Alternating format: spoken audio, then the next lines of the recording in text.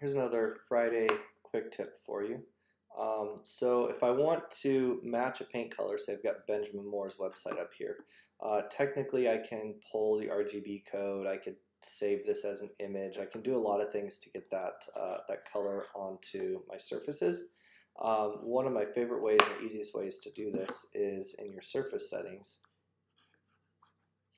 Here, I'll just apply it to this surface right here. If I click right here, double click for the surface color, you can actually just eyedrop the swatch that you need. Now that's maybe not going to be the exact RGB code, screen resolution, color, whatever. There's all sorts of other factors, but that's going to get you really close to that color. Another tip here, these colors can sometimes be very washed out. If you have a semi-gloss color, generally I like 85, 85, 10, and 12. Might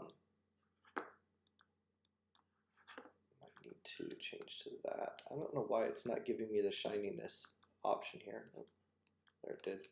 Okay, there we go. So that's for a semi-gloss. Now for more of a matte, or I guess a true color, 65, 65, 00 will usually give you the color that you need. Here I can see that it's still very gray. That's because the specular glowing is not neutral. So let's switch this to grayscale here, change that to a true neutral color, and then we're going to get really close to that color. I hate that you have to switch back and forth on this. The emission color, changing that to solid black, also will sort of true that color up. Once you've got that dialed in, never forget to go into your CineRender or CineWare rendering settings and update this from the basic settings so that you know that this matches as well. And you can see here that that's a very flat color.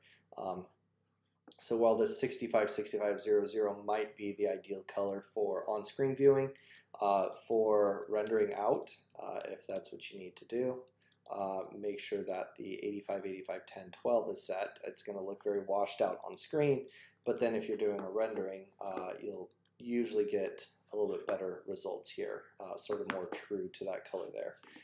So just a few tips on setting up surfaces and matching to rendering settings.